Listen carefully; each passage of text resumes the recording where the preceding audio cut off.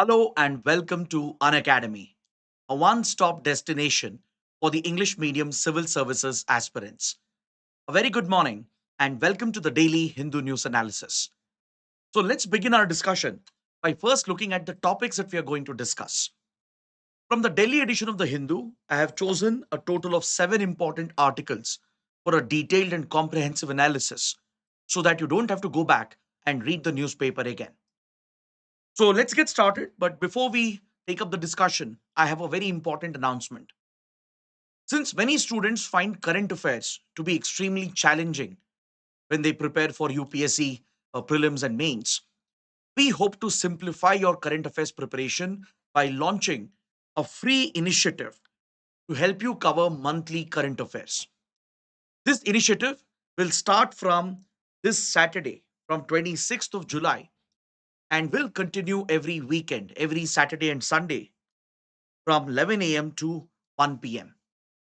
The unique feature of this program is that the classes would be conducted on the Unacademy Platinum platform, which provides for a two-way interaction between the teachers and the students.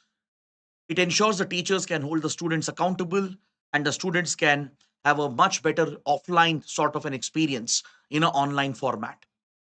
So you'll also get access to all the study material that we prepare, the PPTs, the practice questions, and we will be covering current affairs from multiple sources.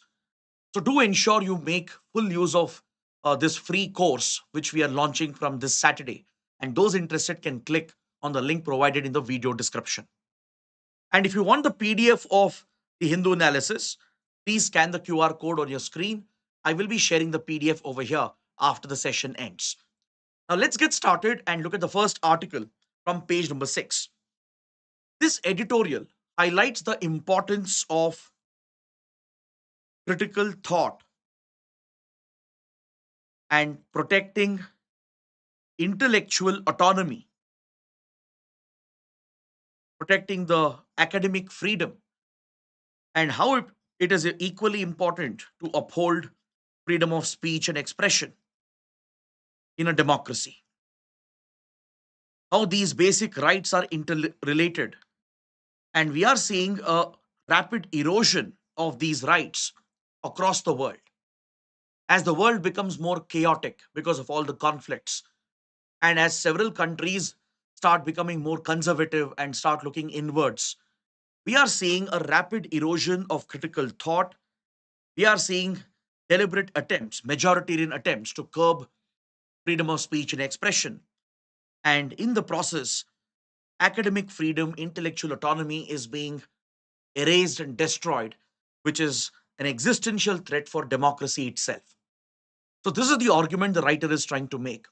The writer says that ideas, which has been at the very foundation of human ingenuity, human creativity, is today on trial, even in democratic states. The rise of authoritarian, conservative, majoritarian governments around the world is today posing a direct threat to human thinking, to human freedom.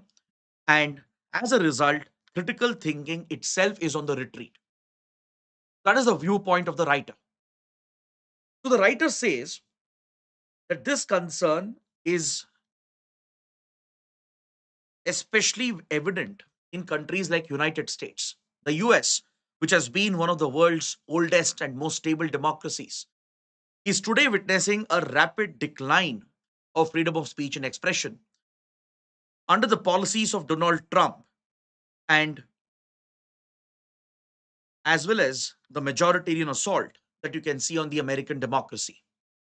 The writer refers to recent incidents such as in American universities, how professors and academicians and students have tried raising their voice with regard to the pro Palestinian protests, and how the Trump administration has tried to crack down on these pro Palestinian voices in American universities.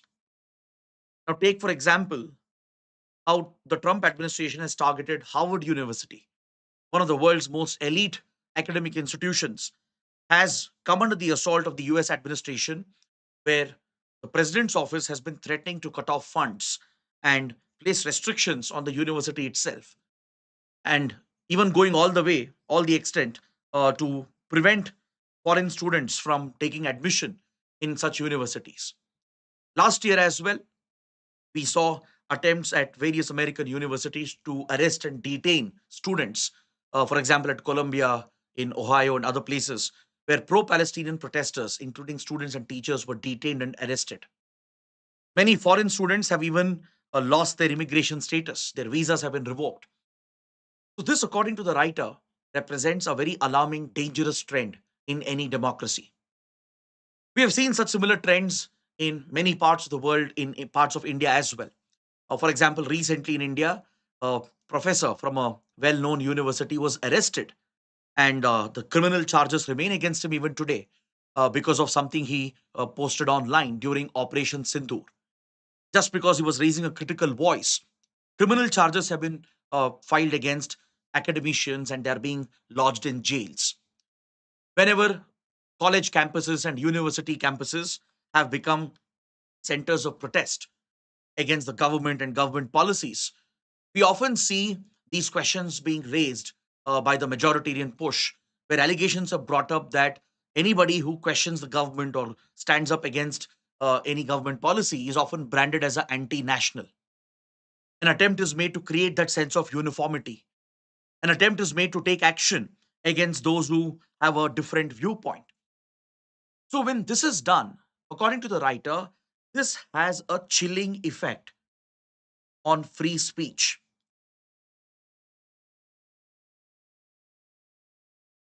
I'm sure you would have heard about the doctrine of chilling effect. How, when the government, the state, and the majoritarian forces, when they collude and collectively act against those who are raising the voice of dissent, the voice of criticism, and if they seek to outright punish them, take retribution against them, and brand them as anti nationals, these acts will essentially establish the doctrine of chilling effect. It will push everyone else who has critical thinking, who has different ideas, different viewpoints, to go into silence, to go into a corner and keep their public views and opinions to themselves. And that could be the greatest disservice in a democracy. That would mark the erosion of a democratic state, because the very inherent strength of a free democratic state comes from dissenting views and opinions. See, patriotism is not just about aligning to one idea, one vision, right? And not maintaining uniformity. That is not true patriotism. True patriotism is to question those who are in power, to be critical of what's happening in the country, raise uncomfortable questions, discuss, debate. That is the core essence of a democratic state, and that is what creates that strength, and it strengthens the democratic fabric of a nation. But once academic institutions are targeted, when academic freedom is being snatched, either through government assault and the majoritarian enforcement, that would mark the end of this autonomy, where ideas will start getting killed at the very beginning. Critical analysis, critical thought would essentially be relegated to the corners. And those who have those different viewpoints, those who can contribute to the society and nation building, they will be pushed into silence. They will largely go silent as they fear repercussions, as they fear retribution from the state and the so called majoritarian loyalists. And that essentially marks the death of a democracy. According to philosophers such as Hannah Arendt, the danger of banality in oppressive regime is something that philosophers like Hannah Arendt have always warned about. In authoritarian oppressive regimes, usually banality, something that is largely useless, is something that is promoted. A very low grade thought and low grade ideas and critical thought is promoted, usually in authoritarian repressive regimes, because they like to create an army of sycophants who will blindly align with the leadership, with the majoritarian forces, try to prove their loyalty. And somehow that political loyalty is seen as an act of patriotism. So, this banality, which is promoted in oppressive authoritarian regimes, is what will numb thoughts and ideas and critical thinking, lead to the erosion of society and human creativity itself. So, philosophers have always opined that when free thinkers are threatened in a society, Usually, students, teachers, academicians, artists are considered as free thinkers, where different viewpoints are being brought out in academic institutions or at places of art. And you look at painting, you look at music, sculpture as well, right? Any art form as well provides that space to bring out different viewpoints and contrarian um, views, which is what really strengthens a society and brings that uh, diversity in a society. But when the space of creative expression is slowly curtailed through such authoritarian policies or repressive regimes, right? And this can be disguised as legal as well. This can be done in a legal manner by misusing existing laws, by misusing existing constitutional provisions. So when that is done, fear essentially takes over in the society. Fear takes over imagination. That is the impact of the chilling effect, the doctrine of chilling effect, where other free thinkers will go silent just because few free thinkers were made an example out of. Right? Let's say you see that the government is targeting few writers, few artists, and academicians. Rest of them will go silent out of the fear of being targeted. They will start conforming eventually. And this is something we have seen throughout history. This is how we have seen the erosion of democracies and free states throughout history as well. In fact, if you look at well known thinker and author and philosopher Noam Chomsky, his work on propaganda, his work on state power and state control is legendary. He's someone who's widely regarded in intellectual circles. Noam Chomsky is of the opinion that if consent in a democratic state is being manufactured by the state, meaning if the state is repressing dissent and any form of opposition and creating a uniform consent through force and through threats, through repression, then that is no longer a democracy. It is just democracy in appearance. It will not be a democracy in substance, according to Noam Chomsky. Now, this is a very powerful interpretation of rising authoritarian trends the world has been seeing from the last many years. Chomsky says that when places of learning, like a college, like a university, if it is politicized, if learning is undermined deliberately by the state, and if these academic centers are turned into political centers, essentially to align with the ideology of those who are in power, and if intellectuals and students and teachers are forced to conform with one uniform ideology which aligns with the majoritarian trend, then that marks the death of creativity. That marks the death of free speech and expression. And essentially, these centers of learning will become centers of political alignment. So, such states will no longer be true democracies, according to Noam Chomsky. They would just end up becoming a democracy in appearance. They appear to be democratic, where elections happen, where there is an elected government, there appears to be free rights in place. But in reality, if you look at the actual spirit and implementation of the constitutional rights, if you see whether the democracy has substance, that would be missing, according to thinkers like Noam Chomsky. The writer even points out that freedom will mean very little if that freedom is reserved only for those who are loyal to the state, only for those who are loyal to those who are in power. If only majoritarian groups are enjoying the freedom which is present in a society, only those who are loyalists and sycophants who are blindly falling to the feet of the leadership, and if they enjoy the freedom, whereas the others, the minorities, the minority uh, viewpoints, the minority groups, those who are able to have a differing viewpoint, if their free speech and free rights are not protected, not upheld, then according to Rosa Luxemburg, then that is the worst form of authoritarian rise. This is where justice gets eroded. This is where accountability gets compromised and essentially leads to a nexus, a sort of a collusion between corrupt forces, the authoritarian um, power centers, and the majoritarian forces. So these are stark warnings that are being brought out through this article, mainly in the context of United States and what's happening with the US democracy. how free speech, free rights are blatantly being crushed. And all of this is being done through legal methods, through constitutional methods. So, based on this, you can take up a practice question. If society's capacity for critical self reflection and growth is impaired, then stagnation and intellectual rigidity will follow. Critically analyze. This could potentially be a essay topic as well. How in a democracy it is very essential to promote differing viewpoints. And if critical thought is not promoted and if it is curbed and repressed, then essentially leads to stagnation of ideas. It leads to erosion of the diversity in such societies, and it builds up that rigidity, intellectual rigidity, and only builds conformity in the society. So, how do you approach such questions which appear to have a philosophical tone?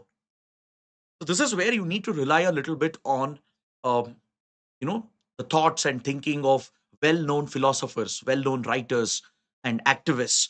If you can remember some of their quotes and assessments, if you can try to bring that in the answer, I think that would make the answer very rich with insights.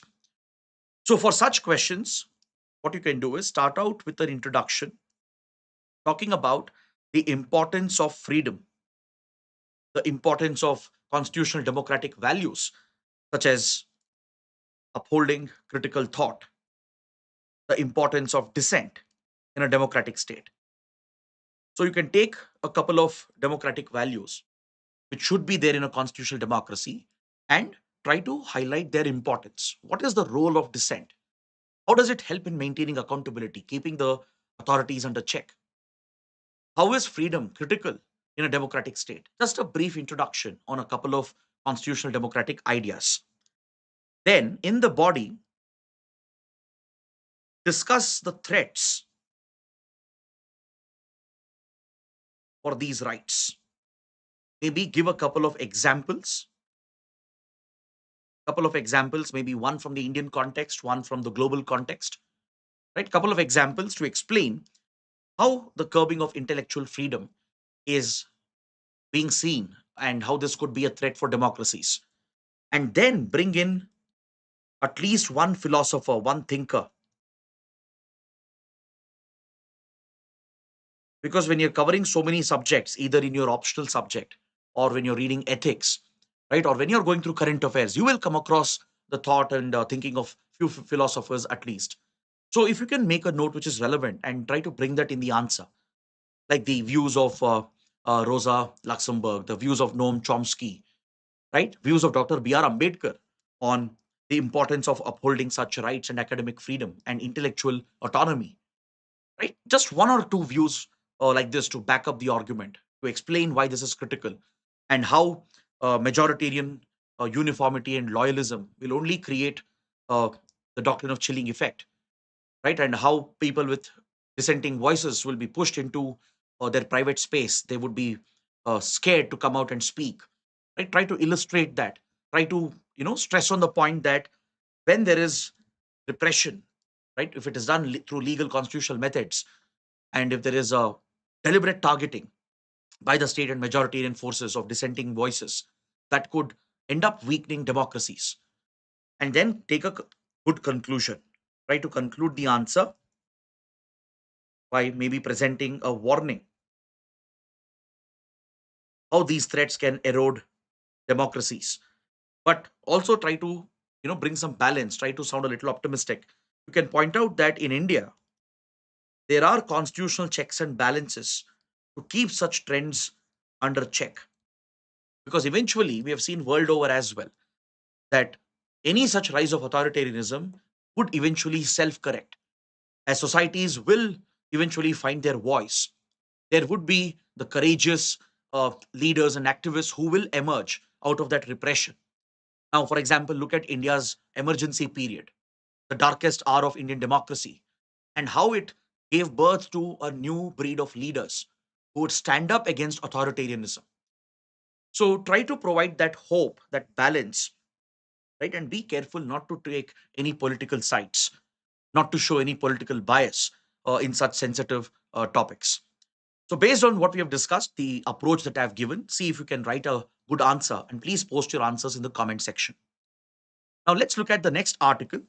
which is related to the India UK Free Trade Agreement, which is all set to be signed in a couple of days. Prime Minister Modi is traveling to United Kingdom, and on 24th of July, right, in a couple of days, India UK Free Trade Agreement would be formally signed and it will very soon come into implementation. Just a few weeks ago, the FTA was finalized by both the governments, and now the formal signing is being done, and very soon we will see the FTA come into effect. So when the FTA was announced and the provisions were finalized the month of May, June, we did discuss this particular topic in detail. Now, since that India UK are about to sign the agreement, right? Let's evaluate the topic, but from a slightly different perspective. Now, why does this FTA matter?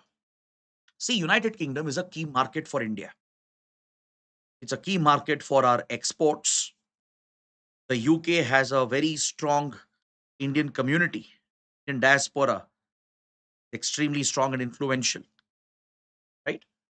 Up to 1.5 million plus Indians residing and working in the UK, playing a prominent role in Britain's economy, Britain's politics. So they provide a natural leverage for India. We have significant economic and trade interests, and as well as flow of investments is quite robust between India and UK. UK is a major investor in India. A lot of British companies have some big stakes in Indian companies, Indian projects. Indian companies as well have made big investments in the British market.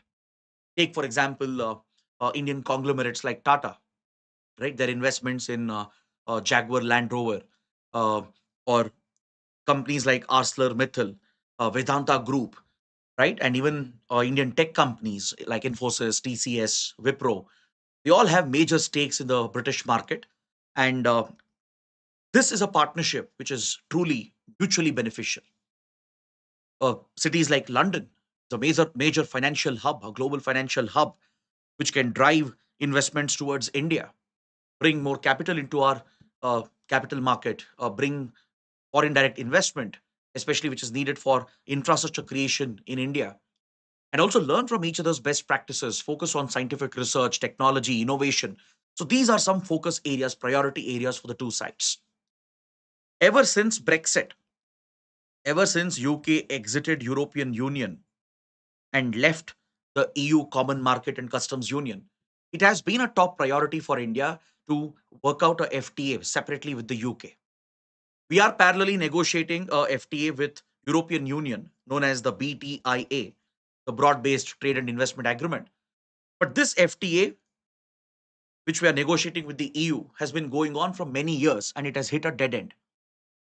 Since 2007, these FTA talks have been going on, but we are not able to reach a conclusion. In fact, the talks came to a halt in 2013 and they weren't restarted for a long time. These FTA talks with European Union were restarted recently in 2021 and currently those talks are progressing. But since European Union is largely made up of developed industrialized nations, their priorities, their interests are different. It doesn't align with interests of a developing nation like India. We have not been able to finalize this FTA, the BTIA, with the EU. These developed countries often expect very high quality standards, sanitary, hygiene, and phytosanitary standards, which is very hard for Indian producers, Indian farmers, or MSME sector to meet. They expect higher standards of intellectual property laws to be implemented. They expect higher labor standards, environmental standards, and competition laws, which India may not be able to enforce on its domestic industry, as it could increase the cost of production, making our exports uncompetitive. So India tries to protect some of the sensitive sectors. These developed nations try to create more market access into the Indian market, and that could lead to a flood of cheaper imports and higher quality imports from these countries, which could destroy our domestic producers. That is something India is often worried about. So we seek to protect sensitive sectors and place them on the exclusion list, like dairy industry, animal husbandry industry, and other key sectors in MSME manufacturing.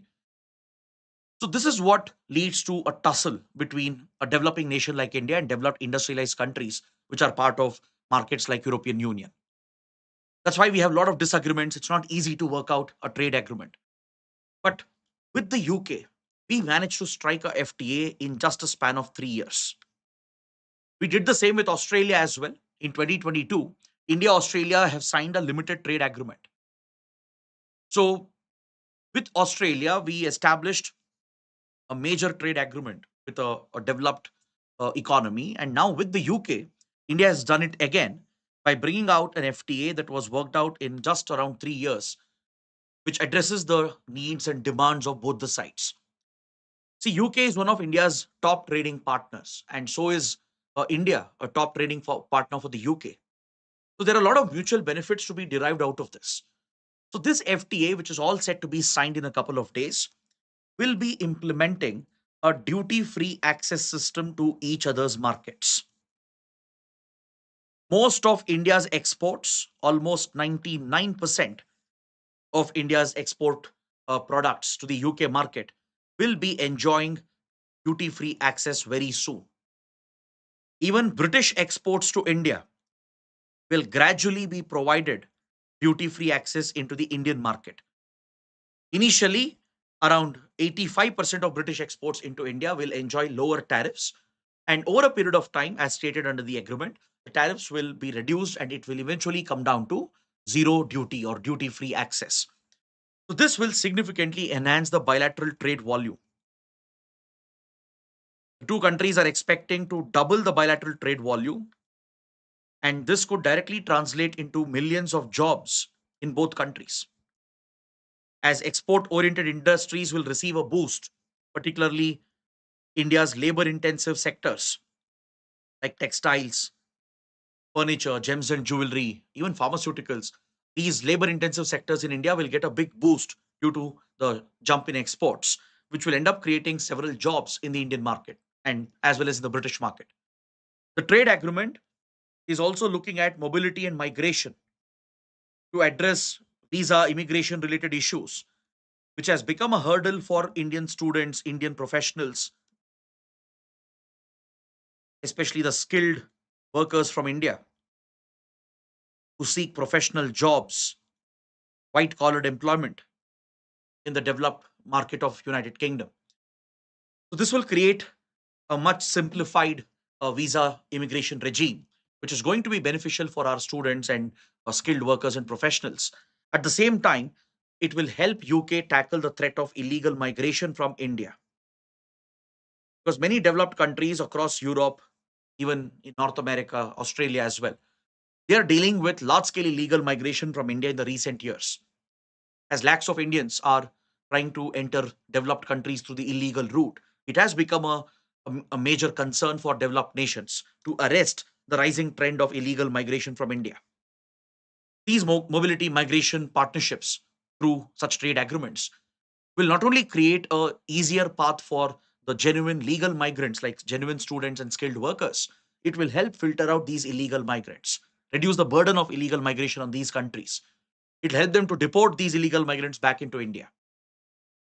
Then India, UK have worked out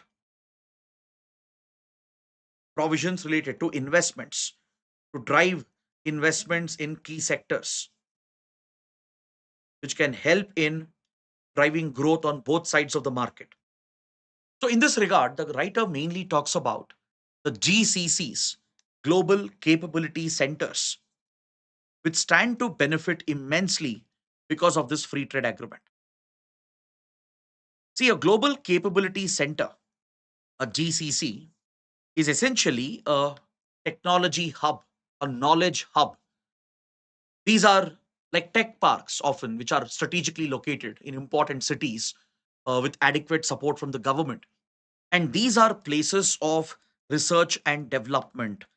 These are places of innovation, knowledge, a knowledge based economy where IT enabled services, tech oriented industries, finance oriented industries will be thriving. So, India is today a global leader in GCCs. India has around 1,500 global capability centers, which are nothing but the knowledge hubs, the innovation hubs, and tech parks that we have created. And they employ up to 1.9 million Indians today. These global capability centers are delivering a significant contribution to our economy, adding to our exports, adding to our GDP. And there is a great opportunity for India and UK to collaborate to ensure that UK brings more investments into India's global capability centers to focus on joint research and innovation. See, there was a time when Western countries, Western investors would often look at India as just a outsourcing destination, as a back office for their monotonous routine work. But gradually, India over the last 3 decades has emerged out of that stereotypical image. India is no longer just a back office providing customer support, but India has gone many, many miles beyond that. Today, India is a tech hub, a hub of startups, a hub of the fintech industry and all tech driven industries, including artificial intelligence and cybersecurity. So, even companies and investors in UK understand and realize the opportunities present in India. So, this is where collaborations can be driven through this free trade agreement. The FTA does focus on digital transformation of the economies of both countries. As UK is a global leader in finance, India is a leader in technology, in fintech. India has successfully adopted a digital transition in its own economy. So there are a lot of complementary traits between India and UK, between our economies, that can really come together to create something that is a wonderful opportunity for both the sides.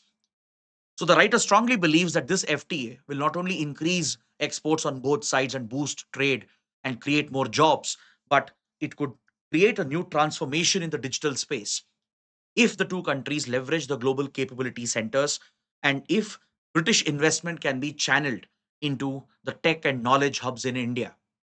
That is something which can drive research, development, and innovation, creating opportunities on both the sides. So let's wait for the signing of the agreement. There might be few more new announcements as well. And then we can have a more elaborate discussion on this topic. So please take up this practice question based on what we have discussed. The UK India FTA could be a catalyst for deeper engagement in global capability centers. Examine. Now let's move on to the next article on the supplement page, where the Hindu provides few articles on science and technology and other interesting topics. We have this article related to human-induced earthquakes. The topic is relevant for geography, environment, ecology, and disaster management. See, we often study in geography that earthquakes are a result of tectonic activity. The seismic shocks which are delivered due to rupturing fault lines and tectonic plates brushing against each other or diving under each other at subduction zones, right? That releases tremendous amount of energy, the seismic energy that ripples across the crust of the earth as seismic waves. It can bring about enormous destruction, wiping out buildings and cities. And if you guys remember, just a few days ago, we spoke about the risk of earthquakes in the Himalayan belt and how India is vulnerable to it. So we have often discussed about natural earthquakes, the naturally occurring earthquakes, which is a result of tectonic movement, plate tectonics. But there is also something known as human induced earthquakes, the trembling of the earth's surface, which is induced by certain human activities, anthropological activities. Now, if you look at, for example, places where dams, reservoirs are present, places where groundwater has been overexploited, places where liquid is injected into the earth's crust for certain economic activities, or places where large scale mining is carried out. At some of these locations around the world, we have seen repeated tremors occurring that raises the increasing risk of human induced earthquakes.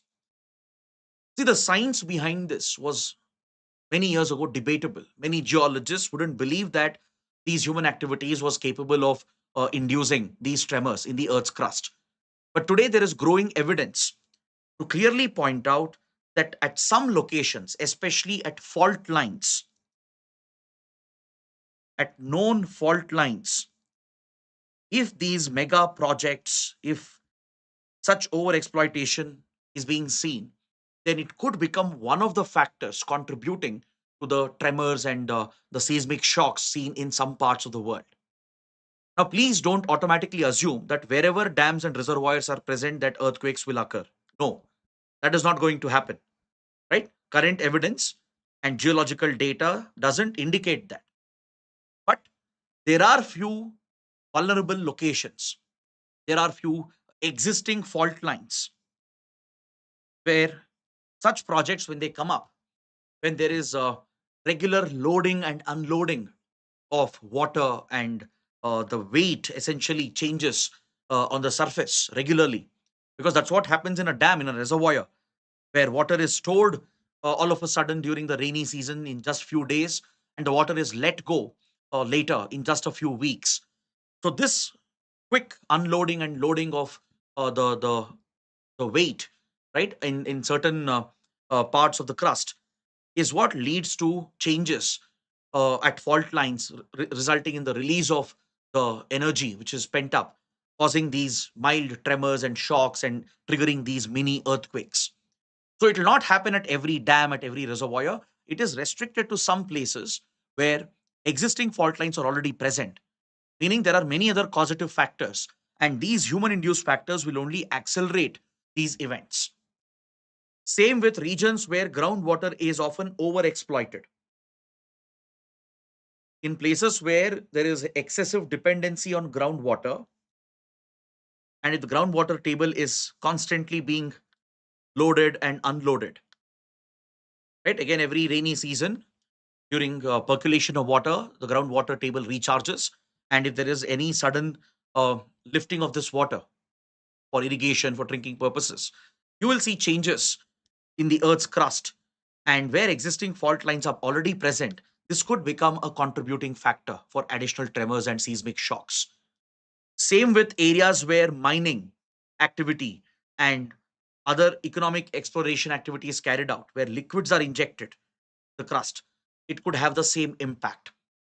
Now, for example, if you look at the Koyna region in Maharashtra, near the Koyna Dam, there has been intense seismic activity, which has often been noted. Um, and the seismic shock is often recorded on the Richter scale in the range of 4 to 6 magnitude. In fact, in 1967, there was even a devastating earthquake in the Koyna region at the Koyna Dam, causing significant damage to buildings and structure and killing more than 100 people. And part of the reason for this deadly earthquake was attributed to the large dam, the reservoir which is present here, the Koyna Dam, which was held responsible by geologists for accelerating the fault lines that were already present. So the dam alone is not triggering the earthquake. Existing fault lines should be present, right? Existing stress factor should be present. So when there is a sudden loading and unloading of the weight on the surface, especially at these dams and reservoirs where water is loaded and unloaded periodically, this could become a accelerating factor, a contributing factor. Even in the Delhi NCR region, we have seen these trends. In Delhi NCR region as well, the exploitation of groundwater has been linked by researchers with rising seismic activity, especially between 2003 to 2012. In that period, there was large scale uplifting of groundwater, and the groundwater table was more or less exhausted, right?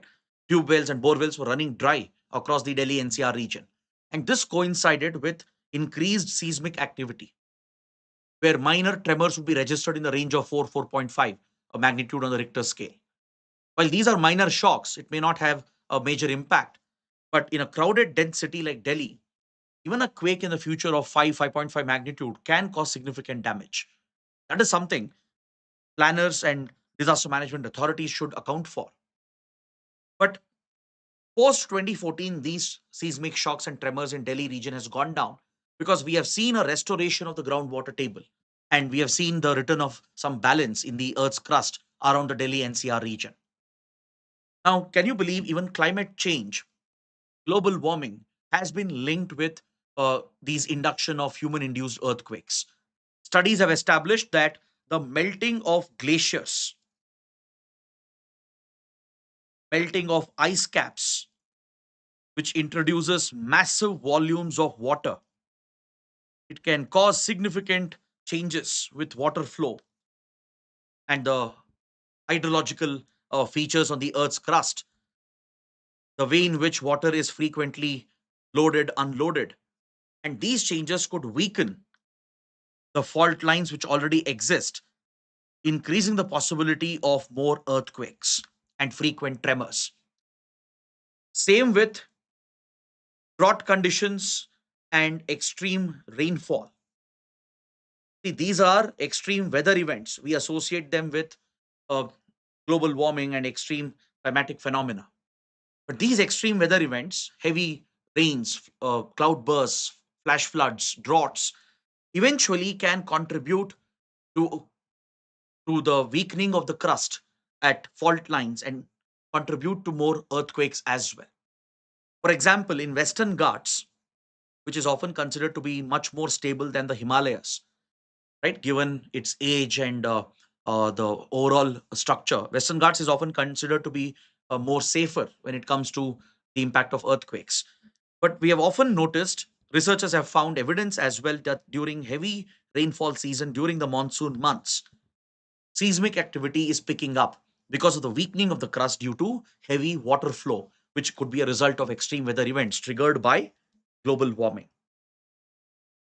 So don't think climate change will only cause more fires and floods and heat waves and cold waves. Climate change could even be linked to more seismic activity in the future. In California, researchers have clearly established a direct link between one of the tremors that was recorded in 2014 with the extreme drought condition that was recorded in California in the United States. The absence of the weight of the water on the surface because of the extreme drought condition was directly linked with the earthquake which was recorded in California in 2014.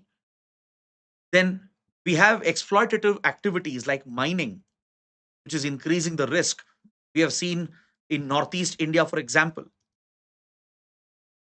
where rampant mining, including illegal rat hole mining and the explosions associated with mining activities in mountainous areas, is linked with mild seismic activity. And ecologically sensitive areas like Himalayas, Northeast Mountains, for example, they will experience more impact. Then, if you have heard of a technique known as fracking, where a liquid is injected into the Earth's crust to extract oil, gas, etc. This is the technique which is used in extraction of shale oil and shale gas. So, what they do, they exploit the fractures which are present in the Earth's crust and they inject liquid into the Earth's crust to try and bring out the resources, the hydrocarbons to the surface so it can be easily extracted. This technique of injecting liquid into the Earth's crust to extract resources like oil and gas is called fracking. Now, in the US, fracking is very common given the shale gas and oil resources it has. In India as well, fracking has been uh, adopted by several petrochemical industries. And there are several fracking sites in India. And nearby these sites, where constant liquid is being injected into the Earth's crust, the constant loading and unloading of the weight at fault lines has been associated with increased seismic activity. So, this is what we learn from this important article, that human activities or exploitative activities could be contributing to more seismic events. But please understand, take this with a pinch of salt. Not at every dam, not at every mining location you will witness these activities, right? And these projects alone are not responsible for the seismic events, right? The evidence, the data is very clear. Just a dam reservoir alone can't cause earthquakes. In that case, right, across the world, At every dam, at every reservoir, there should have been seismic activity, but it's not happening. Why? Because there is a need for other causative factors to be present. For example, in India, we don't see intense seismic activity at any other dam or reservoir except for Koyna Dam. So there should be a existing fault line. There should be pre-existing seismic activity. So that gets further aggravated. It gets more accelerated because of these human activities. So that is what geological evidence is indicating towards. Please make a note of this. It's a very interesting article. Next, on the same page, we have an article related to deep sea mining.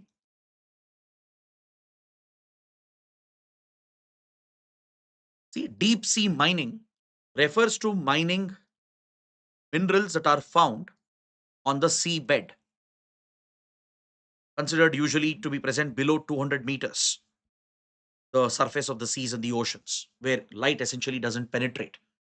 So, on the seabed, the sea floor, several precious minerals can be found, such as polymetallic nodules, then these nodules and goblets, which can be rich in cobalt, which can be rich in nickel, magnesium, and other precious minerals, especially minerals like cobalt, nickel. They have immense value um, in the upcoming industries like battery technology, electric vehicles, clean renewable energy sector. So today there is a global rush to focus on deep sea mining, right? China, US, even India, they're all in a race to push forward their deep sea mining projects. Now, these mining rights, they are regulated by an international organization known as the International Seabed Authority. Countries automatically do not have a right to carry out deep sea mining, right? So, to engage in deep sea mining, the deep sea areas which are beyond the national jurisdiction of a country, it is regulated by this international organization called International Seabed Authority. The International Seabed Authority was established under the UN Convention on Law of the Sea in the year 1994. It is headquartered at Kingston in Jamaica in the Caribbean, and it consists of 170 members. There are 169 countries, including India, which is a member of International Seabed Authority, and you also have European Union, which is a member of the International Seabed Authority. So total of 170 members. Now, currently, as we speak, these members of the ISA, they are meeting in Kingston, Jamaica, under the provisions of UN Convention on Law of the Sea to decide the regulatory regime for deep sea mining, to decide what would be the legal framework to carry out deep sea mining projects. Because many countries have obtained mining license in the past from International Seabed Authority. For example, India itself has won a mining license uh, for a mining project, a deep sea mining project in the Indian Ocean region, right, in the central Indian Ocean basin. Now, can you identify this location where India has obtained a deep sea mining license from the International Seabed Authority? And please mention that in the comments. Currently, we are pushing for a couple of more licenses, and we are in competition with Sri Lanka. Sri Lanka is also applying for deep sea mining license in the central Indian Ocean basin. So, can you find out the locations where India is looking at these deep sea mining projects? And please mention that in the comments. So, now as these talks are taking place at Kingston in Jamaica to decide the regulatory framework, because these deep sea mining projects will, of course, cause harm to the marine ecosystem. If it is not done in a controlled, sustainable manner, and if it is not tightly regulated by this organization, there will be a significant impact on marine ecosystem. So to prevent the damage, the environmental damage, talks are taking place currently to put in place a clear and strict regulatory framework. In fact, few countries like Chile, they are completely opposing deep sea mining. They want a moratorium to be placed. They want a global moratorium to be placed on deep sea mining. They don't want any country to get into these projects, given the significant impact they can have on the marine ecology and ecosystem. Since we don't understand all the processes, until there is clarity, countries like Chile are pushing for a temporary halt on any such projects which are being conceived. But however, there is one deep concern. Member countries are not able to arrive at a consensus. Member states are bickering, complaining, and the geopolitical race and competition is very clearly evident. And the biggest concern is with the behavior of United States of America.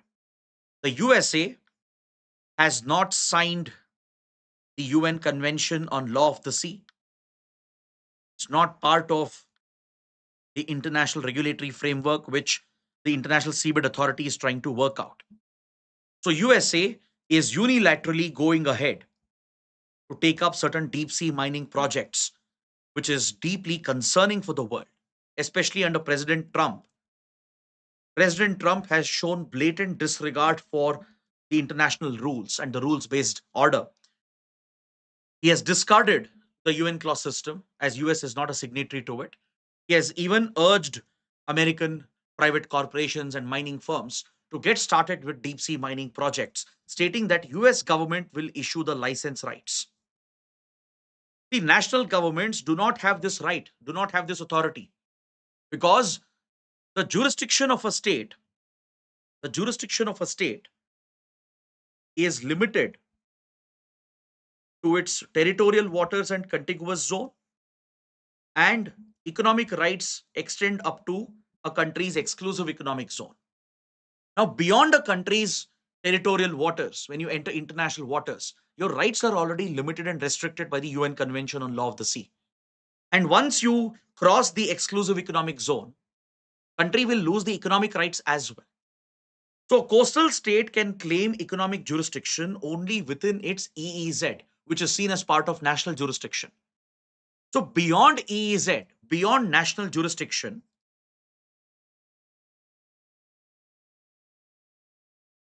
beyond the jurisdiction of a country, you are basically entering the high seas, which is seen as part of the global commons. It is declared as part of the global commons. The high seas doesn't belong to anyone. No country, no single country can claim sovereignty over it. Same with the seabed. Beyond a country's territorial or national jurisdiction, beyond a country's EEZ, the international seabed is governed entirely by the ISA. It controls 54% of the world's oceanic seabed area. And that's why ISA is such an important international organization. It controls more than half of the world's oceans and the oceanic surface and regulates the activities over there, because this part of the world is declared as part of the global commons, like how outer space and South Pole, the Antarctic region, is declared as part of global commons. It belongs to entire humanity. And whatever happens here will adversely affect the entire mankind. So, one of the primary roles of International Seabed Authority is to ensure that the high seas and the seabed is well regulated, protected, and any mining activity here should not have a adverse impact on the environment.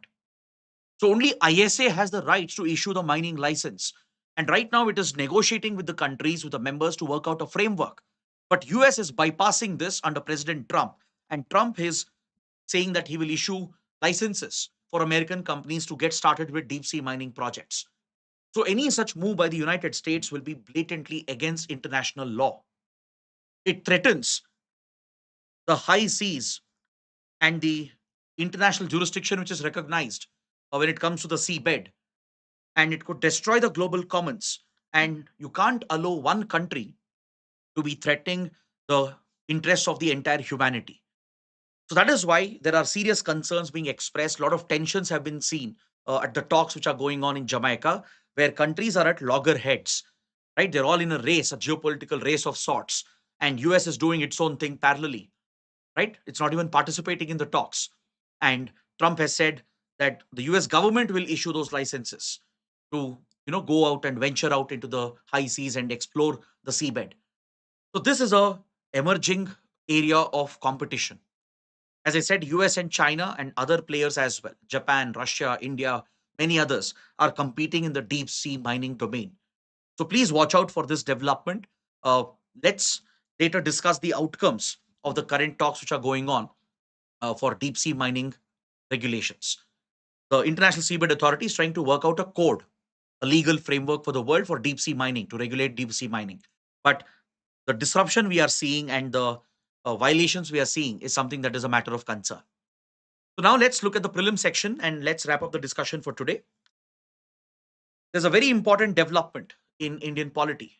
Vice President of India has resigned yesterday. Vice President of India, Jagdeep Dhankar, offered his written resignation as per the constitutional provision of Article 67A, as mandated under Article 67A of the Indian Constitution. The Vice President wrote a letter of resignation addressed to the President of India, Draupadi Murmu, and he has resigned on the grounds of his health. It has also raised a lot of concern. It has raised few eyebrows as well. There is speculation in political circles that the vice president might have been forced out as well. While it remains a conspiracy, uh, there is strong speculation in opposition circles that maybe the vice president was pushed out. But there are some who say it was a genuine health concern which led the vice president to have a rethink, and he decided to offer his resignation and step down. Now, this is an opportunity for us to quickly talk about the constitutional provisions related to Vice President of India, the role of the Vice President's office, and what will happen next. Who will be the next Vice President? These are three important questions we'll quickly address. So, under the Constitution, right, under the chapter on the executive, Article 63 provides for a Vice President of India. It's a constitutional office, a high constitutional office. And in the order of precedence, Vice President is the second highest ranking constitutional entity. After the President of India, right, the second highest office would be that of the Vice President of India. And under Article 64, it is clearly stated that Vice President of India will also be the ex officio chairman of the Rajya Sabha. Meaning, by virtue of becoming the Vice President of the country, he or she will automatically become the chairman of the Rajya Sabha, the Council of States, to oversee the proceedings in the Rajya Sabha. Article 65 provides for Vice President to act as the President, as acting President, in case the President is not able to discharge his or her functions. Let's say President is unwell, or if there is a vacancy in the President's office, right, during the absence of the President. So, in such circumstances, the Vice President will become the acting President at that point. So, Constitution provides for an acting President. Let's say President of India passes away in office, or President of India resigns and steps down, even when the term was still pending, or President of India is unwell and not able to carry on the functions. In these scenarios, Vice President of India can become the acting President, and the Constitution provides for it under Article 65. 66 provides for the election of Vice President of India. Right, we'll discuss about the election. I'll come to that in a little while. Article 67 defines the term as 5 years in office. But of course, the Vice President can resign. This is defined in Article 67A, where the Vice President will offer the resignation in writing to the President of India. The Vice President can be removed as well, and we'll discuss this also in a few minutes. What is the removal process of the Vice President of India? Or if the Vice President passes away in office, right? This is how the office of Vice President will fall vacant, either through written resignation offered to the President of India, through removal as mandated in the Constitution, right? And if the Vice President passes away in office, leading to a vacancy. Now, what are the qualifications to become the Vice President? The essential eligibility criteria is that he or she should be a citizen of India above 35 years of age and should be qualified to be a member of the Rajya Sabha and should not hold any office of profit. The term granted is 5 years, but the office can fall vacant before, either through resignation, through removal, or through death. Correct? Now, Article 68 covers these provisions related to term and vacancy. The oath of office is under Article 69, which is administered by the President of India. The discharge of President's functions, acting as the President of India, when the office of President is vacant during contingencies, is defined under Article 70. And any matters related to the election of president or vice president and the disputes related to it can be heard by the courts under Article 71. Okay, these are the basic constitutional provisions. Now, how can a vice president of India be removed? Right? We know how it falls vacant through resignation, through death. Right? We have seen Jagdeep Dhankar resigning from office. If vice president were to pass away in office, that's how it falls vacant. But there's another option here where the vice president can be removed, especially if the vice president's role and functions are under question on proven misbehavior, incapacity, right? So if the very intentions of vice president is circumspect, right, then the parliament has the authority, right? And this resolution for removing the vice president should begin with the Rajya Sabha. As vice president is the ex officio chairperson of Rajya Sabha, this is where a resolution can be initiated by the MPs of Rajya Sabha seeking the removal of a vice president on grounds of corruption, let's say, or incapacity, proven misbehavior. And if this is passed with a special majority, effective majority, then the resolution passes on to Lok Sabha. And if Lok Sabha also approves it with a simple 50% majority, then the vice president stands removed from office. But however, before such a resolution is introduced in Rajya Sabha, prior notice has to be given. 14-day notice has to be sent. The vice president can offer a defense. The vice president can prepare and counter the grounds on which the dismissal is being sought and even present their own defense in the Rajya Sabha. But once the resolution is passed with a special majority in Rajya Sabha, it will pass on to Lok Sabha. And if Lok Sabha approves it with simple majority, right, then the vice president basically stands removed. President can issue the orders asking the vice president to vacate the office. Now, the question is, if the vice president's office falls vacant prior to the end of the term, what happens? Is there an acting vice president? Like, for example, we understood if president's office falls vacant, either through resignation, death, or removal, then there is an acting president. Right? The vice president becomes the acting president. But is there an acting vice president? The constitution does not provide for that. The constitution doesn't account for an acting vice president. So if vice president's office falls vacant, the only option is to hold fresh elections, which are conducted by the Election Commission of India. But however, in the Rajya Sabha, the functions cannot stop just because there is no chairman, right? Just because vice president has resigned. So the deputy chairman in Rajya Sabha will automatically preside over the functions of the chairman of Rajya Sabha. Right now, the monsoon session has just begun. So deputy chairman in Rajya Sabha will take over the functions of the chairman of Rajya Sabha and continue the functioning of Rajya Sabha. But office of vice president will remain vacant for few more weeks or months until the election commission decides to hold the next election. So no one else can automatically become the vice president or acting vice president. That provision is not there in the constitution.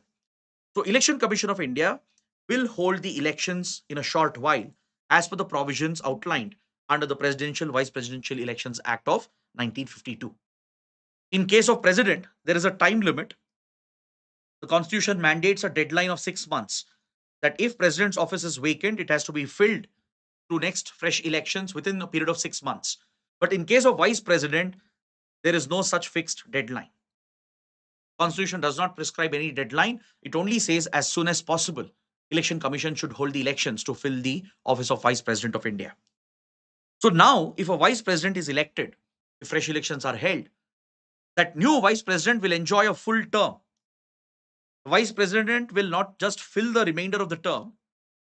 Like right now, Jagdeep Dhankar served for few years. So don't assume the new Vice President will have a cut short term. No. The new Vice President who's freshly elected will enjoy the full term of 5 years. And the election is essentially through secret ballot based on proportional representation, which is conducted in the Lok Sabha and Rajya Sabha. Unlike the president, where state legislatures also participate, in case of vice president's election, state legislatures do not participate. It's only the parliament, Lok Sabha and Rajya Sabha, including the nominated members, who cast their vote in a secret ballot using proportional representation through a single transferable vote. It is this system which is employed by the Election Commission, right, for the election of Vice President of India. Now let's talk about Prime Minister's internship scheme, which is in the news. According to the government, 6% of the youth who were offered internship offers by companies They have taken up the opportunities which were provided to them. They have started working as well. And out of 1.53 lakh offers that were issued by Indian companies, around 50,000 students have accepted the internship. Now, this is a significant milestone for this important government initiative. So, you need to know what is the Prime Minister's Internship Scheme, PMIS. This ambitious internship program was announced by the Government of India in last year's budget. In the 2024-2025 budget, the Government of India introduced this internship scheme to create internship opportunities for India's youth, especially in the age group of 21 to 24 years. So, under this initiative, Indian companies, especially the top 500, they were asked to offer internships to eligible youth through their CSR initiative under the Corporate Social Responsibility Initiative. These interns who are chosen will even get up to 5,000 rupees in monthly stipend, 4,500 rupees from the government to the budgetary allocation which was made for the scheme, and 500 rupees from the company which is offering the internship under their CSR funds. So, through this funding, where government would pitch in with a lion's share of the stipend, and the company would also provide a small part of the stipend which is provided as part of its CSR initiative. This would not only create a financial incentive for the country's youth, it would give them learning opportunities in the industry. It would improve their skills, make them more employable, and drive up employment. And many interns would eventually be absorbed as well by the companies. So, as the data indicates now, out of 1.53 lakh offers that were made over the past year, 50,000 students accepted the internship, and 6% have essentially been absorbed into the workforce. The goal under Prime Minister's internship scheme is to provide such internships to 1 crore youth over the 5-year period. Is that clear? Now, coming to the last article for today, on page 13, there is a mention of the index of 8 core industries. So, what are these 8 core industries? According to the update, India has registered a slight growth of around 1.7% in the 8 core industries, which is the highest in the last 3-month period. See, this is part of the Index of Industrial Production, IIP, that's brought out by the Office of Economic Advisor under Ministry of Commerce and Industry. Now, within the IIP, there are 8 core industries that are recognized, which are critical for our manufacturing sector. So, performance and health of our 8 core industries is a strong indicator of India's manufacturing growth and India's exports and India's economic health. These 8 core industries include coal, crude oil, natural gas, petroleum, refinery products, fertilizers, steel, cement, and electricity. So these 8 industries are considered to be the backbone of our manufacturing economy, and they account for 40.27% of the total index, the total basket out of the IIP. It is published every month, and 2011-12 is used as the base year for the competition. Now you can take a look at the weightage that's allocated to each of these core sectors. Try to make a note of this as to which of the core sector has the highest weightage, and please try to remember this fact. So on this note, I bring my discussion and analysis to an end. I hope you guys have understood all the key topics we have discussed. And if you like the session, do press the like button, share your comments below, and don't forget to subscribe to our channel. That is it. Thanks for watching. We'll see you tomorrow.